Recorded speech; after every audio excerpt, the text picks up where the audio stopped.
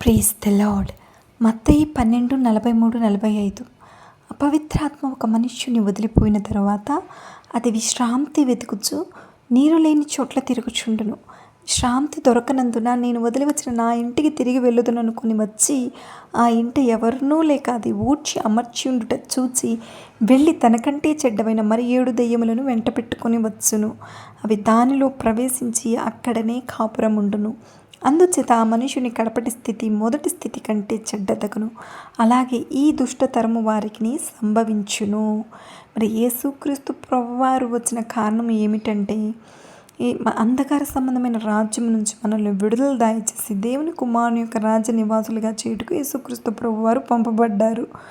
మరి సాతాను మన పాదముల క్రింద చితుక త్రొక్కింపబడి మన దేహము దేవునికి ఆలయముగా మారి దేవుని యొక్క నివాస స్థలముగా దేవుని ఇల్లుగా మారి దేవుని కార్యములు చేసి మరి దేవుని దగ్గరికి వెళ్ళాలని నిత్య జీవం పొందుకోవాలని యేసుక్రీస్తు ప్రభువారిని మనకి అనుగ్రహించాడు.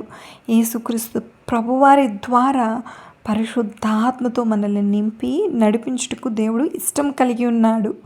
మరి ఈ అపవిత్రాత్మలు ఏమనుకుంటాయంటే, ఈ అపవిత్రాత్మలు ఎక్కడైతే పరిశుద్ధాత్మ లేదో నీరు లేని చోట్ల తిరుగుచుండును. ఎవరికైతే పరిశుద్ధాత్మ ఉండదో ఆ మనుషులను పట్టి పీడించడానికి ఇవి ఎల్లవేళ కాచుకొని ఉంటాయి అన్నమాట. మరి ఈ తరములో మరి అంధకార సంబంధమైన ఈ శక్తులు ఎలాగ ప్రబలుతాయంటే, ఒక నార్మల్ లైఫ్ స్టైల్ కలిగిన మనిషి పరిశుద్ధాత్మ లేకుండా మరి ఈ అపవిత్రాత్మలను జయించలేడు. ఈ అపవిత్రాత్మలను జయించుటకు పరిశుద్ధాత్మ శక్తి కావాలి. సో పరిశుద్ధాత్మ లేకుండా మరి ఈ మనిషి ఉన్నప్పుడు మరి వీడు అపవిత్రాత్మలకు ఇల్లుగా మారిపోతాడు. మరి భ్రష్ట మనస్సుకు అప్పగింపబడి భ్రష్ట మనస్సు కలిగి భ్రష్టమైన కార్యములు జరిగించి నరకంలో పడతాడనమాట.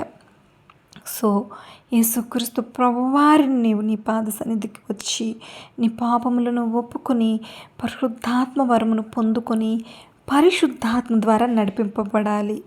మరి దేవుని వాక్యము మరి మనకి ఆత్మ జీవమై ఉన్నాయన్నమాట.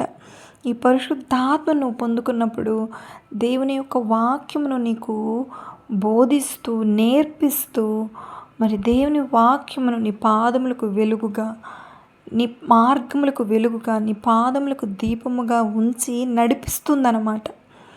సో దేవుని ఆత్మ ద్వారా ఎందరూ నడిపింపబడదరో వారు దేవుని చిత్తమును సంపూర్ణముగా నెరవేర్చి మరి జయించిన వారై నిత్య జీవమును పొందుకుంటారు. నువ్వు పరిశుద్ధాత్మ లేకుండా మరి జీవించుచున్నప్పుడు నీవు ఈ అపవిత్రాత్మలను జయించలేవు. నీ గతి చివరికి నరకమే. నీవు దేవుణ్ణి చేరలేవు. యేసుక్రీస్తు ప్రభువారు ద్వారానే మరి తండ్రి సన్నిధికి మనము చేరగలము. ఈరోజే పరిశుద్ధాత్మ నింపుదల కొరకు మరి ప్రార్థన చేసుకొని పరిశుద్ధాత్మ పూర్ణులుగా జ్ఞానాత్మ పూర్ణులుగా మనం ఉండవలనని, దేవుని యొక్క ఇల్లుగా మనం ఉండవలనని దేవుడు కోరుచున్నాడు.